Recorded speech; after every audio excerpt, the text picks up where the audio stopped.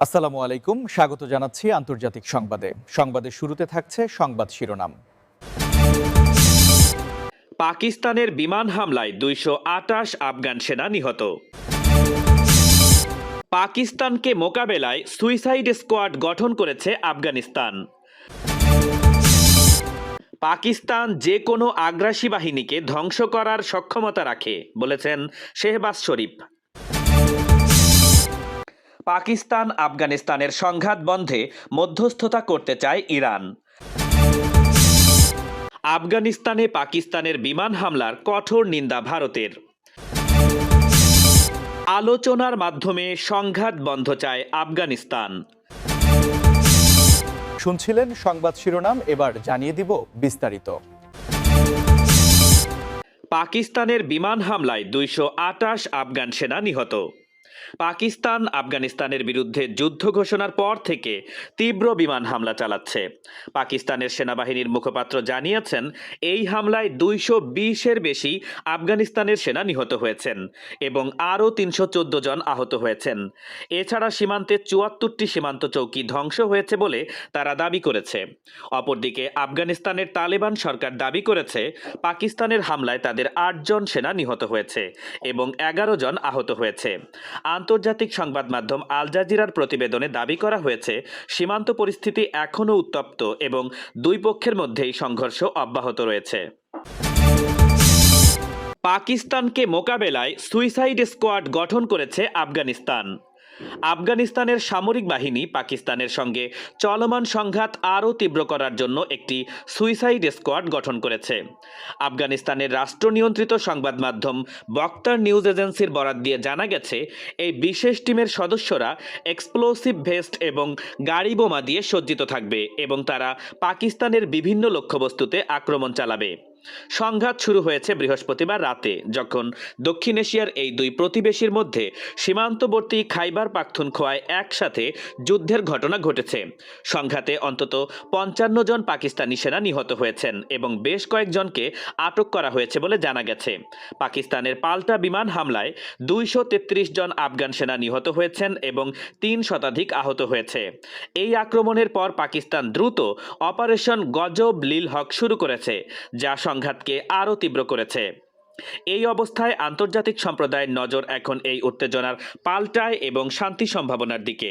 আফগানিস্তান এবং পাকিস্তানের সংঘাতের ভবিষ্যৎ কী হতে পারে সেটি এখন আলোচনার বিষয়। পাকিস্তান যে কোনো আগ্রাসী বাহিনীকে ধ্বংস করার সক্ষমতা রাখে বলেছেন শেহবাজ শরীফ। পাকিস্তানের প্রধানমন্ত্রী শেহবাজ শরীফ বলেছেন, পাকিস্তান যে কোনো আগ্রাসী বাহিনীকে ধ্বংস করার মতো পূর্ণ সক্ষমতা রাখে এবং তারা এই শর্তে সম্পূর্ণভাবে জাতীয় সমর্থন পেয়েছে। শেহবাজ শরীফ বলেছেন, পাকিস্তানের সশস্ত্র বাহিনী সব সময় দেশের প্রতিরক্ষায় সুদৃঢ় এবং প্রস্তুত রয়েছে। খাইবার পাখতুনখোয়ায় আফগানিস্তান বাহিনীর হামলায় ৫৫ জন পাকিস্তানি সেনাবাহিনী নিহত হয়েছেন এবং বেশ কয়েকজন আহত হয়েছেন। এই ঘটনার কয়েক ঘন্টা পরই পাকিস্তান অপারেশন গজব লিল হক শুরু করে, যেখানে বিমান বাহিনী গুরুত্বপূর্ণ আফগানিস্তানের লক্ষ্যবস্তুগুলোতে হামলা চালিয়েছে। এই পরিস্থিতি আন্তর্জাতিক নিরাপত্তা এবং দক্ষিণ এশিয়ার স্থিতিশীলতা নিয়ে নতুন করে উদ্বেগ তৈরি করেছে। পাকিস্তান আফগানিস্তানের সংঘাত বন্ধে মধ্যস্থতা করতে চায় ইরান।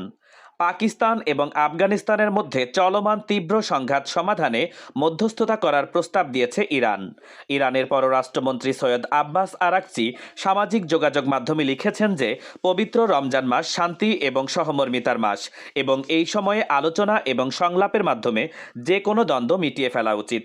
সম্প্রতি পাকিস্তানের খাইবার পাখতুনখোয়ায় সীমান্তবর্তী ডুরান্ড লাইনে আফগানিস্তানের সেনাবাহিনী পাকিস্তানি সেনাবাহিনীকে লক্ষ্য করে একটি বিমান হামলা চালায়। এতে অন্তত ৫৫ জন পাকিস্তানি সেনাবাহিনী নিহত হয়েছেন। এর পরিপ্রেক্ষিতে পাকিস্তানের বিমান বাহিনী অপারেশন গজব লিল হক শুরু করে, যেখানে ৩ শতাধিক আফগানিস্তানের সেনাবাহিনী নিহত হয়েছেন। আফগানিস্তানের পক্ষ থেকে জাবিহুল্লাহ মুজাহিদ এই সংঘাতের বিষয়ে মন্তব্য করেছেন এবং পাকিস্তানের পক্ষ থেকে শেহবাজ শরীফের মুখপাত্র পরিস্থিতি ব্যাখ্যা করেছেন।